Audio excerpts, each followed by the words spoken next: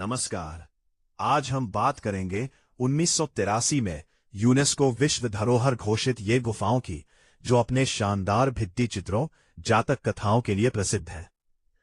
अजंता की गुफाएं महाराष्ट्र के औरंगाबाद जिले में वांगोरा नदी के किनारे स्थित है और घोड़े की नाल के आकार में चट्टानों को काटकर बनाई गई गुफा मंदिरों का एक समूह है। लगभग 30 बौद्ध गुफाओं का एक समूह है, जो 2वीं शताब्दी ईसा पूर्व से 5वीं शताब्दी ईसवी के बीच निर्मित है। 1983 में यूनेस्को विश्व धरोहर घोषित ये गुफाएं अपने शानदार भित्ति चित्रों, जातक कथाओं के लिए प्रसिद्ध है। इनका निर्माण सातवाहन और वाकाटक शासकों के संरक्षण में हुआ था। भव्य मूर्तियां, सुव्यवस्थित संरचनाएं और चित्रकारी बौद्ध विचारधाराओं और मान्यताओं से परिपूर्ण है। भिक्षुओं की जीवन शैली और बुद्ध के जीवन तथा बौद्ध कथाओं का विस्तृत वर्णन अजंता गुफाओं का अभिन्न अंग है। यहां कुल 30 गुफाएं हैं, जिनमें से प्रत्येक को क्रमांकित किया गया है। इन गुफाओं का इतिहास काफी रोचक है। इनका निर्माण 2 चरणों में हुआ है। बीच सदियों का अंतर है।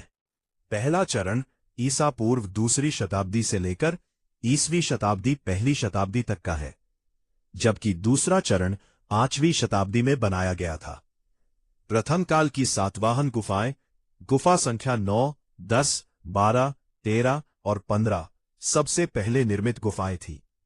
अधिकांश विद्वान और शोधकर्ता इस बात से सहमत है कि इन गुफाओं पर बौद्ध धर्म के हीनयान या थेरवाद समूह का गहरा प्रभाव दिखता है। इनके निर्माण के सटीक समय को लेकर विवाद है। वॉल्टर स्पिंक सहित शोधकर्ताओं के एक समूह का अनुमान है कि इनका निर्माण लगभग 100 ईसा पूर्व से 100 ईसवी के बीच हुआ था। उनका मानना है कि इन गुफाओं का निर्माण सातवाहन वंश के संरक्षण में हुआ था। हालांकि अन्य अध्ययनों के अनुसार इनका निर्माण मौर्य साम्राज्य के शासनकाल में हुआ था। पूर्व काल की गुफाओं की मुख्य विशेषता स्तूप संरचना पर अधिक बल देना है, न कि मूर्तियों पर। गुफा संख्या 9 और 10 दोनों स्तूप शैली में है, जिनमें पूजा कक्ष है, जबकि गुफा संख्या 12, 13 और 15 विहार, जहां भिक्षु निवास करते हैं, शैली में निर्मित है। इसके अलावा बौद्ध धर्म के हीनयान चरण का भी प्रभाव स्पष्ट दिखाई देता है। में बुद्ध की पूजा हिंदू देवता के रूप में नहीं की जाती थी। कुछ अभिलेखों के अनुसार स्वयं बुद्ध ने अपनी प्रतिमाओं के चित्रण और मूर्तिकला पर प्रतिबंध लगा दिया था। हालांकि बाद की शताब्दियों में महायान चरण के प्रारंभ होने के साथ यह बदल गया। यह संप्रदाय हिंदू पूजा पद्धति से अत्यधिक प्रभावित था और बौद्ध धर्म के संदेश और शिक्षाओं का प्रसार करने के लिए भिक्षुओं ने बुद्ध, उनके जीवन और कथाओं को दृश्य रूप में प्रस्तुत करना शुरू कर दिया। यह बाद के काल की गुफाओं में स्पष्ट रूप से दिखाई देता है। द्वितीय काल की वाकाटक गुफाएं वाकाटक काल की गुफाओं के नाम से भी जानी जाती है। इन गुफाओं के निर्माण के सटीक समय को लेकर मतभेद है। कई वर्षों तक यह माना जाता रहा कि इनका निर्माण 4वीं से 7वीं शताब्दी के बीच हुआ था। हालांकि वॉल्टर स्पिंक के अध्ययनों से पता चलता है कि निर्माण की अवधि वास्तव में संक्षिप्त थी और 466 से 480 ईस्वी तक चली।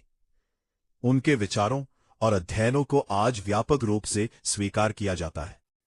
वाकाटक वंश के सम्राट हरिशैन को गुफाओं के दूसरे काल का मुख्य संरक्षक माना जाता है। इस काल के अंतर्गत आने वाली गुफाएं क्रमांक 1 से 8, 11, 14 तक 29 है। ये गुफाएं बौद्ध धर्म के महायान चरण के अंतर्गत आती हैं और इसलिए इनमें अद्भुत मूर्तियां और प्राचीन चित्रकारी मौजूद है। चित्रकारी और मूर्तियां पूजा का एक स्रोत बन गई। इस चरण में महिलाओं को भिक्षुनी के रूप में स्वीकार किया जाने लगा और हीनायान संप्रदाय के विपरीत, जो सुख सुविधाओं का निषेध करता था, महायान संप्रदाय पुरुष और स्त्री के बीच की इच्छाओं के लिए खुला था। चित्रकारी, मूर्तियां और कलाकृतियां इन प्रभावों को दर्शाती है। गुफा संख्या 19, 26 और 29 चैत्यगृह या प्रार्थना कक्ष हैं। शेष गुफाएं विहार या भिक्षुओं के निवास स्थान है। रोचक बात यह है कि सभी गुफाएं पूर्ण नहीं है। शोध के अनुसार हरिशैन की मृत्यु के बाद अधूरी गुफाओं को छोड़ दिया गया था। ये प्रमाण है कि गुफाओं का उपयोग होता था, संभवतः वहां रहने वाले भिक्षुओं द्वारा, लेकिन समय के साथ उनकी संख्या कम हो गई। हरिशैन के शासनकाल से पहले प्रथम काल की गुफाएं 3 शताब्दियों से अधिक समय तक परित्यक्त रहीं।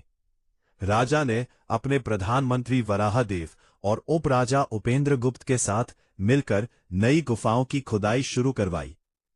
अस्माक राजाओं के खतरों के कारण लगभग 848 में खुदाई रोक दी गई और केवल गुफा संख्या 1, जिसकी खुदाई हरिशैन ने करवाई थी, और गुफा संख्या 17 से 20, जो उपेंद्रगुप्त के अधीन थी, में ही काम जारी रहा। हालांकि 672 तक अस्माक राजाओं द्वारा क्षेत्र पर कब्जा कर लेने के कारण सारा काम रुक गया। हालांकि काम दोबारा शुरू हुआ, लेकिन 697 में हरिशैना की मृत्यु के बाद इसे फिर से रोक दिया गया। केवल गुफा संख्या 26 का निर्माण कार्य जारी रहा, क्योंकि अस्माका राजाओं ने इसे बनवाने का आदेश दिया था। 648 से 680 में के दौरान कोई नई गुफाएं नहीं बनाई गई, लेकिन पहले से मौजूद गुफाओं में बहुत कुछ जोड़ा गया।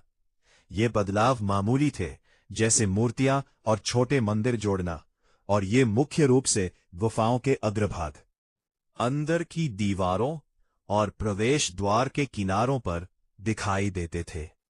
स्पिंक का कालक्रम आसपास की गुफाओं की तिथि निर्धारण, कला शैली, राजवंशों के कालक्रम और गुफाओं की कई अधूरी विशेषताओं पर आधारित था।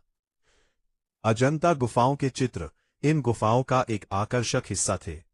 कुछ चित्र सातवाहन काल के हैं और कुछ गुप्त काल और उसके बाद के हैं। अजंता गुफाओं के भित्ति चित्रों में जटिल और विशिष्ट विशेषताएं देखने को मिलती है। इसका एक उत्कृष्ट उदाहरण गुफा 1 में जातक कथाओं के चित्र है। इसके अलावा छत पर बने चित्र भी बेहद खूबसूरत हैं।